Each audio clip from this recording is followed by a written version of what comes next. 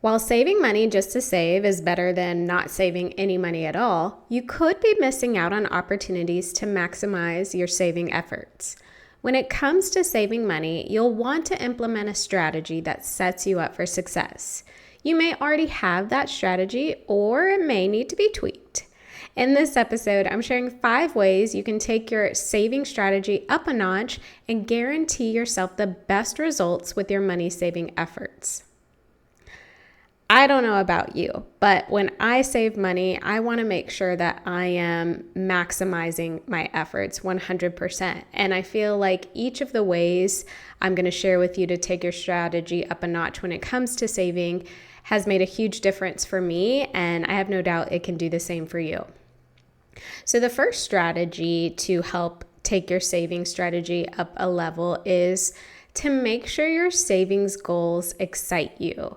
I feel like this is probably obvious, but it deserves to be said.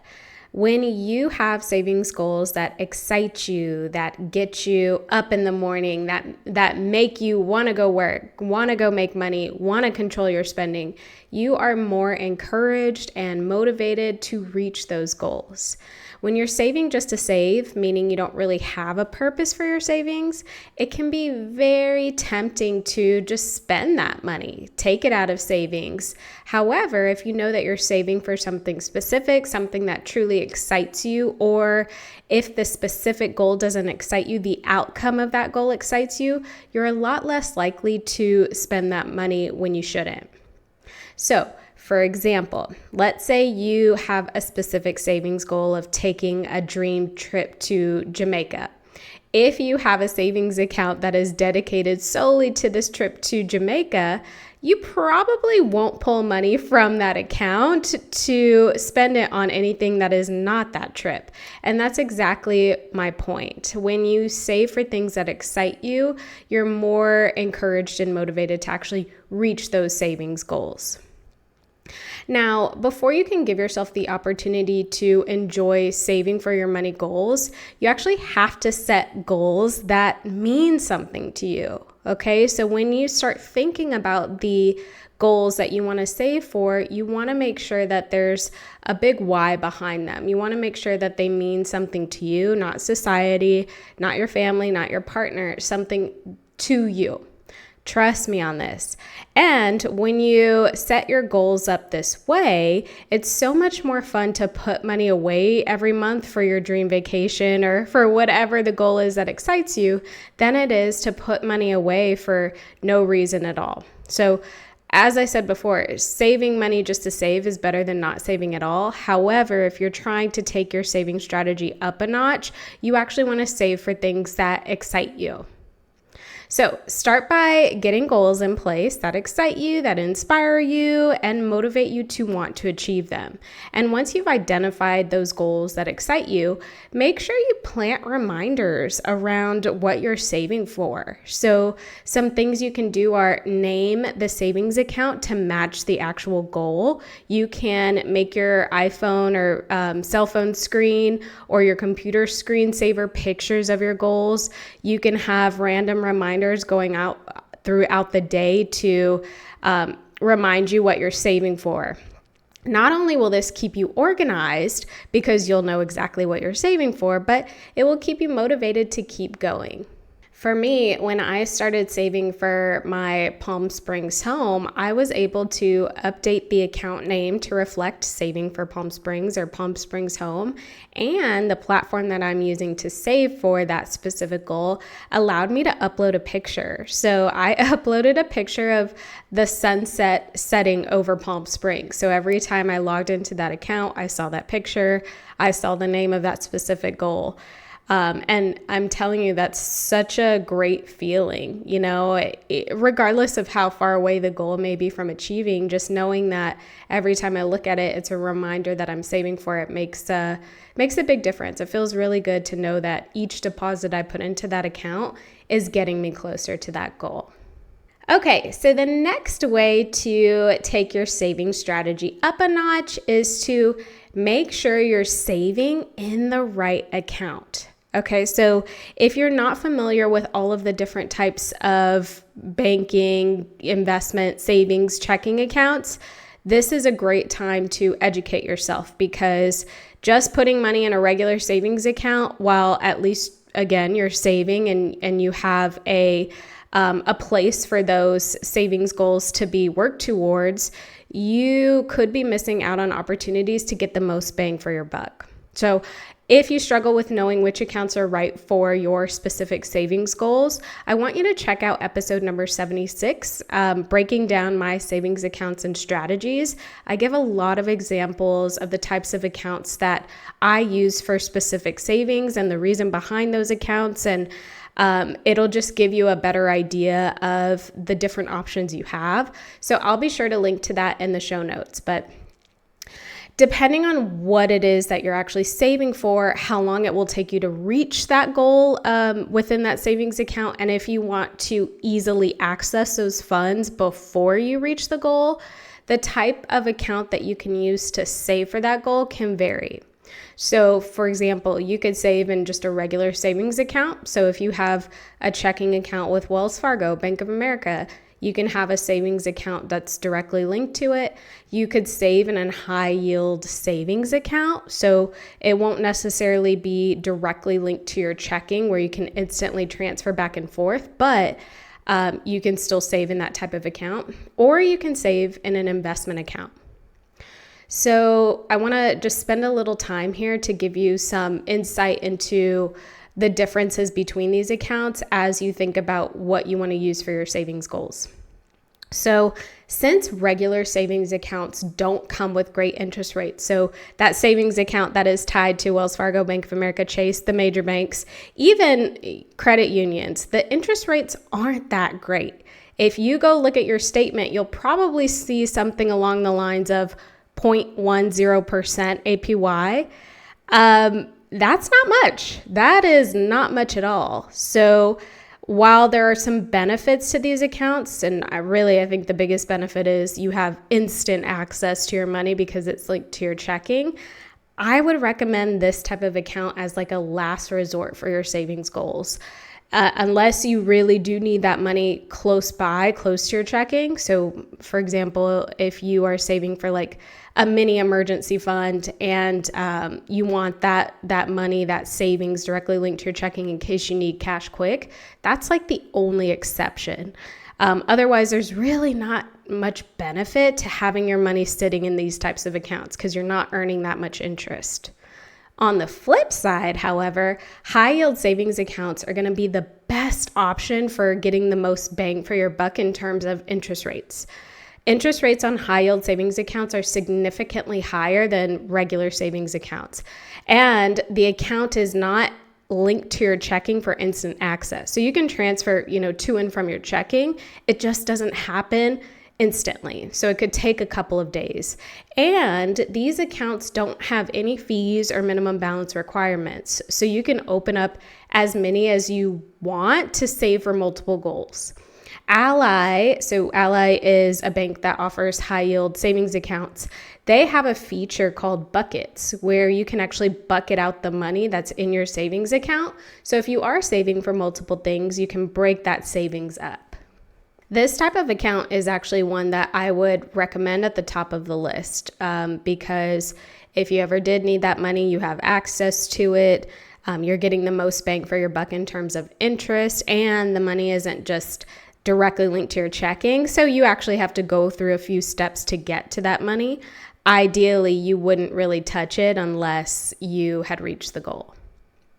And the final type of account that I want to talk about that you can leverage for savings goals is an investment account.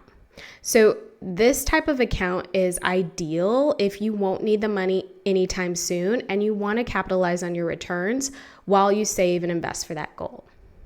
When you invest for the long term, that's really going to pay you the biggest returns over time. So if regular savings accounts have 0.01% or 0.1% interest, high yield savings accounts have 4% interest, the historical rate of return of investing in the stock market is going to be 8 to 10%. So those are really like the top gains, but that only works if you are investing for the long term. So if your goal the goal that you're saving for is only a year away, investing may not be the best route to take, because seeing those 8 to 10% returns usually takes a couple of years. However, if you have a long-term goal that you don't really foresee yourself reaching in the next 2 or 3 years, maybe 5 years, an investment account could be a great option. I actually do this with my Palm Springs home savings goal. So every month I have money going into that investment account, and it's just growing over time so that I have the biggest return when I'm ready to essentially cash that out and purchase my Palm Springs home. The next way to take your saving strategy up a notch is to make sure you are monitoring your progress. So I know for me, one thing that always motivates me to keep working hard, to keep going, even when I'm not feeling the best, is seeing my progress and growth month over month. So for me, that looks like tracking my net worth. Tracking my net worth has been one of the best tools for keeping me focused on my money goals. Seeing that progress every month, so seeing my net worth increase month over month and knowing that I'm getting closer and closer to my goals is such an amazing, empowering feeling. So when it comes to monitoring your progress toward your goals, you can do this a variety of ways. You can track your account balances, you can track your goal amount, you can track your progress to the goal amount, or you can track your net worth, which will give you kind of a high level view of your situation overall, including where you stand with your savings goals and account balances. So whatever data point you need to see to get yourself motivated and enjoy the process of working towards your goals, that's what you'll want to track. So really think about what would move the needle most for you. If that's just your balances, if that's just your specific savings goal balance, whatever that is, identify it and work to track it month over month. So at minimum, I want you to track some sort of progress, but again, whatever that looks like for you, every month as you're saving towards your goals. So again, if you're not sure what to track or none of those things really excite you or inspire you, I think at minimum, just tracking your savings account balance month over month is going to serve you well. It's a great starting point. Not only that, it will also help you see if you're on track to reaching your goal or if you need to step up your savings amounts. So if you set this specific savings goal and you have a deadline for reaching it, being able to see your growth month over month will let you know if you are on track or not. All right, the next way to take your saving strategy up a notch is to make sure you're rewarding yourself for wins. Okay, and now we don't have to do anything crazy here, but we do want to recognize our progress along the way, not only to kind of give ourselves a little boost of confidence, but also to recognize how far we've come as we are working towards the goals. Another way this strategy can help you is it's very powerful to reward yourself for wins as you're working towards your savings goals, especially if those specific goals aren't that fun or exciting, right? But they're necessary. So things like your emergency fund or paying off debt, that might not be the most exciting thing to save for. So rewarding yourself for progress made will keep you motivated to keep going. Those things, so like an emergency fund, paying off debt, may not do it for you, may not light the spark for you like saving for a new car or vacation would. I totally get it. But that shouldn't stop you from enjoying the journey. So as you get closer and closer to reaching your goal, as you reach milestones on the way to your goal, treat yourself to something nice. Even if it slightly changes your budget for the month, you do deserve it for a job well done. Now, like I said, you don't have to go crazy and spend all of your money and just totally throw your savings goals and efforts out the window. But if you have been putting off getting a wax or getting your hair done, getting your nails done, but you have reached a milestone, you're on track for your goal, consider for that specific month just giving yourself a little something extra to reward yourself for your efforts. And I want you to know this. Obviously, reaching the goal is a huge reward, right? Like that's what we're working towards. We're working towards reaching the goal, but that doesn't have to be the only reward, right? Achieving your goal doesn't have to just be the reward. That's a great one. We'll take it. That's what we really want. But taking time to do something nice for yourself throughout the process, if you will, so that you recognize your own efforts is a very powerful thing.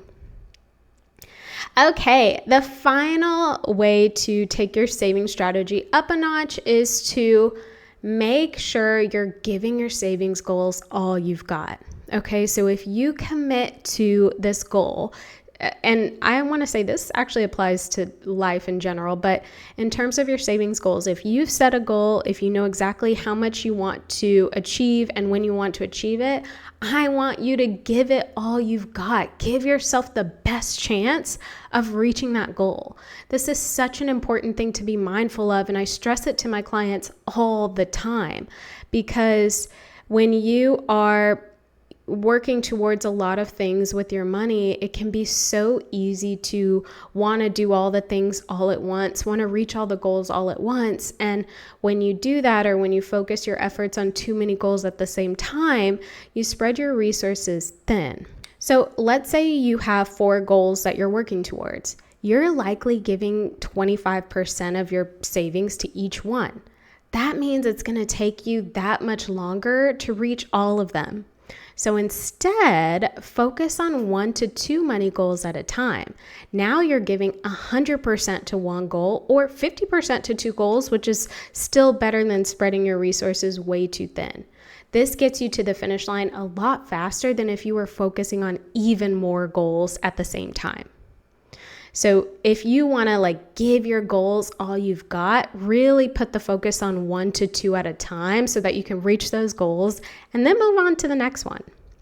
And while you can always get out there and make more money to reach your goals faster, I still feel like this same theory applies. Just because you're making more money doesn't mean that you should still focus all your efforts on saving for a lot of goals at once, right? Use that extra money to reach 1 or 2 goals faster and then move on to the next. So take some time to think about your highest priority or deadline specific goals. Make it a point to work towards those ones first. Not to mention, the momentum you get from achieving goals keeps you wanting to reach more and more of them. So if you focus on 1 to 2 goals at a time and you reach them quickly, you're going to be more motivated to work towards the next goal. If you're not sure what to save for first, so if this episode inspired you and you really want to set some savings goals, but you have no idea what you should save for first, I would recommend setting a goal of saving for emergencies and saving for retirement. Both of these things will come in handy for your short-term future self and your long-term future self. Once you have those 2 things covered, then you can get creative with all of the other things that you want to save for. I hope the strategies I shared with you today get you excited about setting and working towards your savings goals. The more you reach your goals, the more you want to save for them. So keep setting those goals. Good luck to you. I know you got this.